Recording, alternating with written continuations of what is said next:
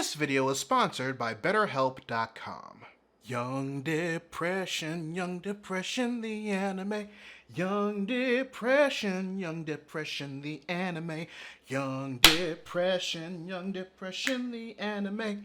Young Depression, the anime.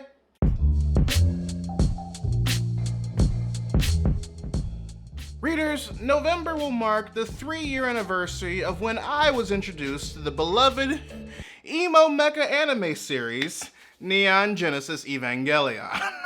After an apocalyptic event called the Second Impact wiped out half the world's population, giant monsters called angels are attacking the Earth. So the organization NERV, ran by Gendo Ikari, constructed these giant mechs called Avas to combat them, all while a shady organization called Sele is trying to orchestrate a third and final impact in order to combine all of humanity into a singularity, while Gendo has his own reasons for doing the same thing. Fun for the whole family. Now, as a fan of mecha anime, more specifically the mecha franchises that spawned from Mobile Suit Gundam, I was initially intrigued after learning a few things about the show, leading up to my friends sitting me down to marathon the series for our anime podcast, The Weeb and the Normie. I'll let you figure out on your own whether I'm the weeb or the normie. And when I actually saw it, I was, unsurprisingly, very engrossed in how psychological it was in the way it analyzed emotions, depression, sexuality, and even queerness regarding how it handled its main character, Shinji Ikari, Gendo's son, and that of the supporting cast. The latter being what initially sparked my interest in wanting to watch the show for the first time. I know, who would have guessed? However, by the time I finally got around to watch the original anime for the first time, Evangelion creator Hideaki Anno was in the middle of rebooting the anime in the form of a series of feature-length anime movies called The Rebuild of Evangelion. It takes the source material and tells an alternate universe take on the series and its finale movie, End of Evangelion, and the first 3 of 4 movies were already out by the time that I watched the original series for the first time. Those movies were Evangelion, You Are Not Alone, Evangelion, You Cannot Advance, and Evangelion, You Cannot Redo.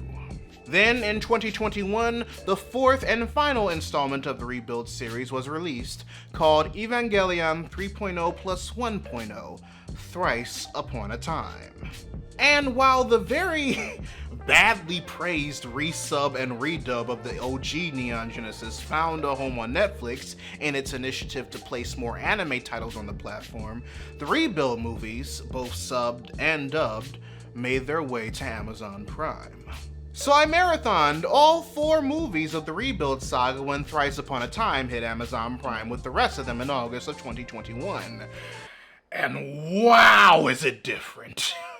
The first movie makes you feel that the series is definitely going to be a summary of the initial anime, but then Act 2 of 2.0 just goes on and strays away from the sacred timeline. Don't get me wrong, the Rebuild series initially tells the same story of Neon Genesis despite the changes that the movies makes in its comparison to the anime. And in some cases, the changes allow the story to be a bit more understandable to a casual weeb or movie watcher that hasn't really boned up on their Jewish or Judeo-Christian mythology in a few years. The end goal of Shinji realizing that life is worth living despite the hardship that comes from it as it currently is still just as prominent in the Rebuild movies as it was in the anime and End of Evangelion. But that is not the problem that I have with Rebuild. The problem that I have with Rebuild is what Shinji decides to do after receiving said breakthrough, and who he canonically decides to share his life with in order to act on that breakthrough. And I'm going to explain why, because I have very strong opinions about this series. And if I don't get them out, I'm just gonna start the 4th impact my goddamn self. But Before that happens, let me give a quick shout out to the sponsor of today's video, BetterHelp. BetterHelp is the largest therapy platform available online, with a network of over 20,000 licensed therapists to choose from for clients worldwide. They've helped over 1.2 billion people gain access to licensed therapy in ways more affordable than offline therapy is conventionally known for, and they make it even more accessible by providing financial aid. As someone who is a strong advocate for therapy and better mental health no matter who you are, and also making it more affordable for people with limited income and on a budget, especially now, I personally was glad to hear that BetterHelp's plan made it easy for those of us who never really entertained the idea of seeking a therapist because of insurance and personal rates could do so without breaking the bank. And signing up is extremely easy as well. Just let them know what type of therapy you're looking for, your gender, your age, anything specific you're going through, and the country that you reside in. You'll be matched with a list of licensed therapists based on said assessment, along with taking into consideration personal relatability and comfort, which is a huge deal for a queer minority like myself. You can start communicating within 48 hours, and you can freely change therapists if any of them aren't a good fit for you. And if you sign up at betterhelp.com/Readus101, you'll get 10% off your first month. That's betterhelp.com/Readus101, no hyphens. The link will be in the description below, and thanks once again to BetterHelp for sponsoring this video. Now, this goes without saying, but I'm morally obligated to say this anyway. This video will contain spoilers for not just the Rebuild of Evangelion series, but also Neon Genesis Evangelion and its finale movie, The End of Evangelion. So if you haven't seen them and want to avoid spoilers, I suggest you not to do what I did, which is dedicate an entire weekend to watch everything. Take about a week or so instead. Cool? Cool. If Rebuild of Evangelion is to be looked at as the narrative successor of Neon Genesis and End of Evangelion, then Shinji shouldn't have ended up with Mari at the end of Thrice Upon a Time.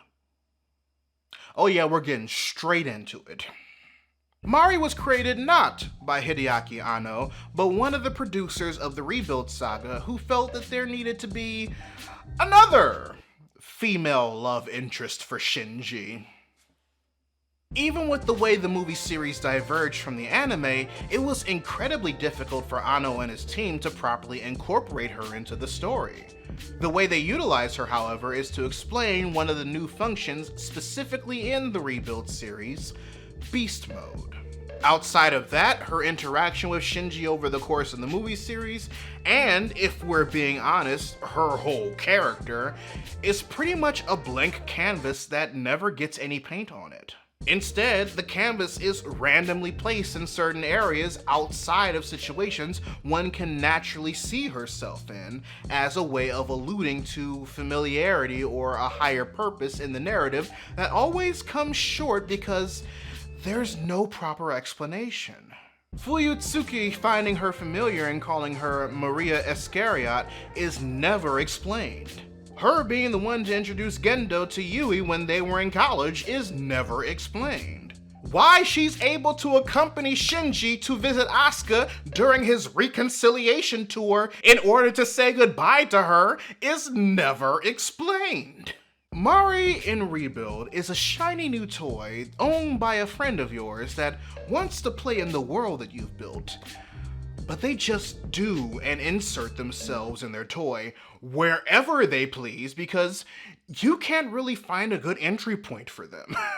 And considering Rebuild of Evangelion, and as a result, all of Evangelion as a whole, is Shinji's journey of finding his own identity, seeing him be in a relationship with the brand new female character that was created by the producers to basically sell figures, seems an overall disservice to his growth. So that leaves the question, who out of the OG cast of characters, Rei, Asuka, and Kaworu specifically, should have been on that platform with him instead of Mari? Well, in order for us to understand that, we have to understand Shinji and the journey he takes in both Neon Genesis and Rebuild that would allow him to reach the state of enlightenment that he does by the end of Thrice Upon a Time. Shinji is, as both Neon Genesis and Rebuild has illustrated, suffering from the combination of the Hedgehog's dilemma and a separation of self. He desires to be wanted and accepted, but is afraid of getting hurt if he allows people in, and this is especially true when it comes to the relationship with his father Gendo. He hates Gendo for being so distant, cold, and demanding, yet pilots the Eva because there's a chance it'll make him proud. And soon, that desire to gain self-worth through piloting Unit 1 expands to individuals other than his father. It's because of this conflict between not letting anyone get too close to him while also willing to bend over backwards to gain the praise of others that he lacks his own identity. And when things get too rough to the point where either that's not enough to satiate him or the demand is just too high, he tends to retreat within himself when he can't convince himself not to run away from said problem. And we see this play out in both Neon Genesis and Rebuild when this depressive state of Shinji reflects multiple aspects about himself, from personality to his sexuality, which, I must mention, is teetering between certain identities under the asexual and multisexual umbrellas. Reciprosexuality, being attracted to individuals after finding out they're attracted to you, and pansexuality, respectively and specifically. Maybe reciproromantic pansexual if you take into consideration the events of both the anime and the movie series.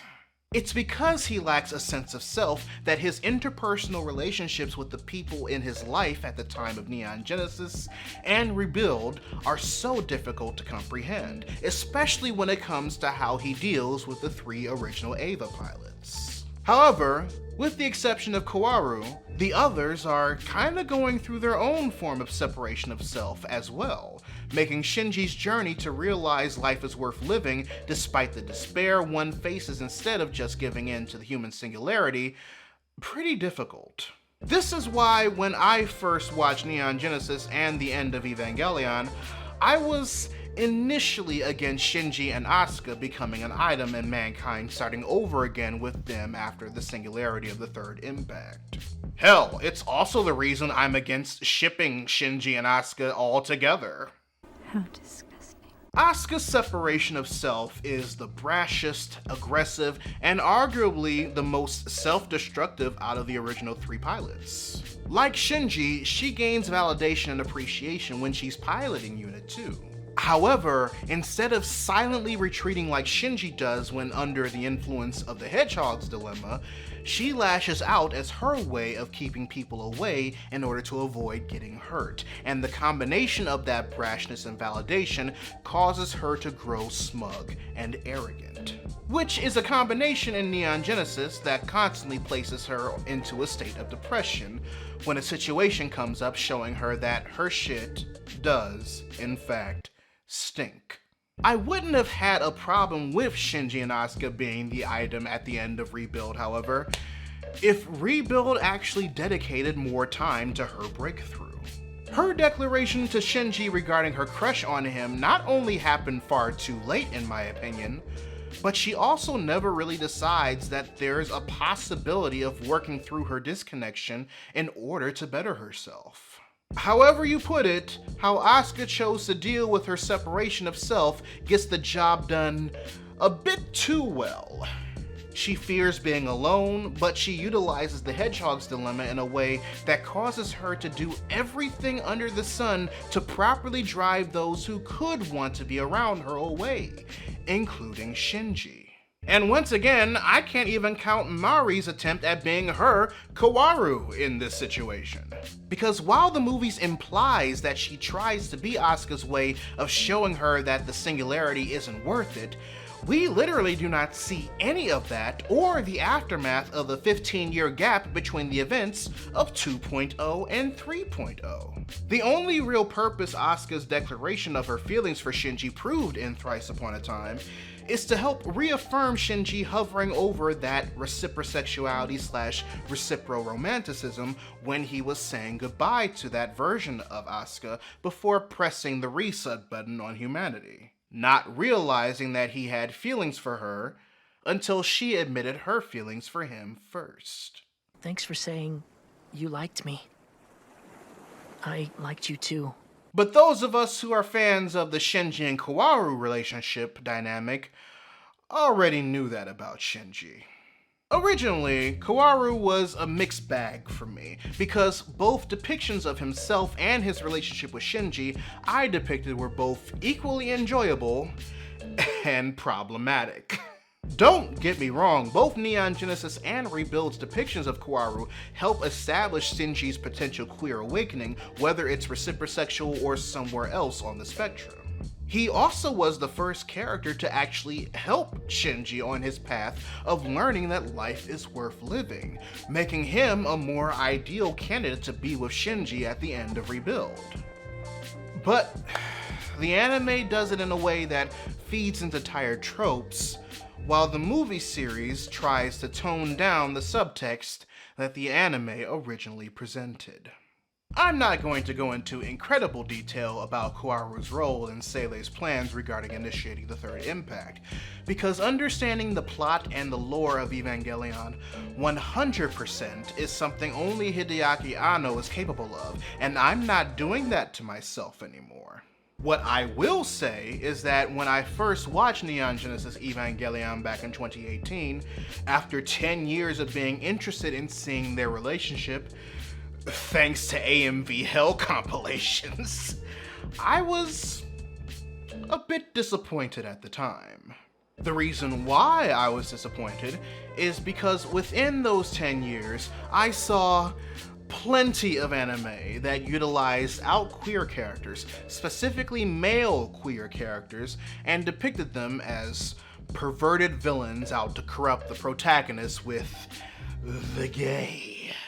And as an individual who had watched episodes of Descendants of Darkness during its run on the Sci-Fi Channel, where one of the antagonists was a queer man with white hair making moves on the main protagonist voiced by Yugi Moto, every opportunity he got thanks to his attraction to him, I started to see that take place when I finally got to episode 24 of Neon Genesis Evangelion. In my first watch, the way I initially translated Kaworu's actions was that of a villain. A stereotypical queer, white-haired bi-shonen anime villain who was taking advantage of Shinji at his lowest in order to infiltrate NERV by the order of Seilei to initiate the third impact. While he may have had an actual attraction to Shinji, the delivery of certain lines by Kaworu's English voice actor implied mysteriousness. You are Rei Ayanami, and you are the same as I am. Seduction. I have to go to bed. With me? No, I think you have your own room that they gave you, And grossly implied the feeling of manipulation that most out queer male villain characters in anime at the time gave off, told me that he was using Shinji's mental state of just wanting to be wanted and appreciated to his advantage.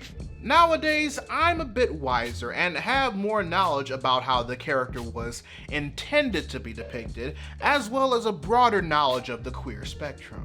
Back then, I thought Shinji's desire to be wanted and appreciated was the driving force in why he saw Kaworu the way that he did in both the original anime and when his form was taken in End of Evangelion.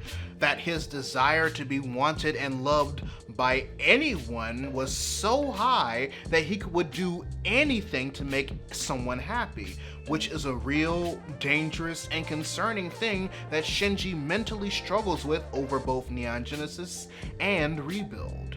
However, that was before I knew about reciprosexuality. Hell, that was even before I knew about demisexuality. And that was also before I learned that not only was Kaworu's attraction to Shinji real and not intended to be a manipulation tactic for him to infiltrate Nerve, but Shinji actually did return Kaworu's attraction in a way that was both common with reciprosexuals discovering same-sex attraction for the first time, and in a way that was actually healthy. Don't believe me? Read the manga. Yes, there's a manga. No, it didn't come first.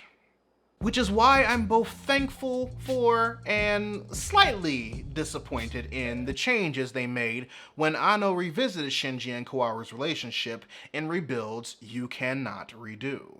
The feeling of Kaworu being the manipulative queer villain out to corrupt Shinji's protag purity at his weakest and most impressionable state is gone. Instead, that job is given to Shinji's father, Gendo, who actually uses Kaworu's attraction and Shinji's reciprocal romanticism, fueled by his desire to be wanted to his advantage, and tricks the two into almost starting the fourth impact, and is responsible for Kaworu's death this time around. The attraction between the two is a bit clearer, and Kaworu's Rebuild voice actor has very little to no hints of malicious ulterior motives in his tone and delivery. Kaworu genuinely cares for Shinji and wants to help him reach his breakthrough state that he eventually reaches in Thrice Upon a Time. And Shinji begins to care for him as a result as the two befriend and grow close to each other. And instead of being manipulated by someone he had feelings for being the core reasoning that his hedgehog dilemma-induced depression kicks into overdrive by the end of the movie, it's seeing that his father took advantage of his state of mind in order to get him to do what he wanted at the cost of Kaworu's life. He finally found another hedgehog that wanted to be close to him, and felt comfortable enough in his declaration that Shinji allowed him to do so. But Gendo found a way to exploit that vulnerability in Shinji's separation of self in a way that benefited him and caused Kaworu to die by Shinji's own quills in the process. And this makes the catatonic state he's in at the end of You Cannot Redo and the first act of Thrice Upon a Time more of a proper way of depicting his current mental state than the anime. However, that all came at the cost of cutting out 95% of the homoeroticism implied in the original anime and trying to downplay the queer vibes the two of them clearly had in the third movie to try and make it palpable for all audiences, under the guise of getting Kaworu to understand that his own happiness shouldn't be tied to one specific person. To which I say, boo! Now, I know what you're thinking. But Laurent, what about Rei? Don't you think she should have been with Shinji at the end of Thrice Upon a Time? No. No! One, she's a clone created by Gendo to reflect that of Yui, his wife and Shinji's mom. Not only is that weird in its own right, but it's pretty much the basis of why Shinji feels drawn to her and vice versa, as we've seen in both Neon Genesis and Rebuild. Plus, her own separation of self, especially the second version of Rei in You Cannot Redo and Thrice Upon a Time, is so centered around having little to no agency regarding her own sense of individuality that following the orders of others, thanks to her being soulless, is literally the only way she can find a way to solve her own hedgehog's dilemma. Pairing that up with the way Shinji is built before his breakthrough not only isn't healthy for a relationship to thrive, but they just be stuck in a never-ending cycle because of how similar their dissociation with life and their willingness to be open is. So yes, ideally, I'd say that the individual who deserves to be on the platform with grown Shinji at the end of Thrice Upon a Time isn't Mari, but Kaworu. However, considering the movie series did everything in its power to no homo their relationship this time around, and considering everything he took away from the final battle with his father, Shinji shouldn't be with anyone. He should be by himself. While Shinji was able to help Asuka, Rei, and Kaworu find closure upon realizing that living is worth it, despite the pinpricks of the hedgehogs you allow to get close to you, there are aspects about himself now that he finally got a look at the life and mentality of his father that reflected his own journey and who he wants to become. The takeaway of Shinji's breakthrough, considering everything Evangelion has to offer, both Neon Genesis and Rebuild, is that before you can learn to understand others, you first have to understand yourself. And despite how Thrice Upon a Time ended, and especially despite how End of Evangelion ended, that's the next step Shinji has to figure out about himself now that he's willing to realize that singularity isn't what he wants. He has to put in the work to see the world as more than just his current perception of it, just like he has to put in the work to see that there's beauty in the Shinji he originally thought that he hated. After all, Rei says it best in the final episode of Neon Genesis. One who truly hates himself cannot love. He cannot place his trust in another.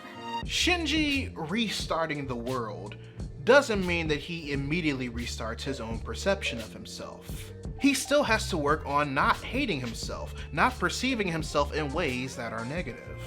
And it's that Shinji that should be the one we see at the train station to symbolize that there's still work to do. Now that the selfish desire to want everyone to exist in one being as the easy way out of depression and loneliness is eliminated, all that's left in order for one to understand oneself, now that you no longer feel that separation, is to establish that self. In Shinji's case, he needs to do that first and foremost before he can properly love and place trust in another. If he does it too soon, there won't be any form of self for him to call his own. Instead, it'll be a hybrid of those he establishes those connections with, which could possibly lead him right back where he started. So, ideally, Shinji shouldn't be with anyone on that platform. Not Mari, not Rei, not Asuka, not even Kaworu. It should be Shinji, and Shinji alone, ready to discover why life is truly worth living here. But I digress, readers. Your homework assignment for the day. Write in the comment section below what you thought of the Rebuild of Evangelion movie series if you've seen it. Or if you feel like sharing with the rest of the class another anime that you recommend I watch and analyze, featuring men with incredibly idiosyncratic and convoluted stories with blatant, albeit unexamined queer subtext. Because if this analysis has told you anything, is that I live for this shit.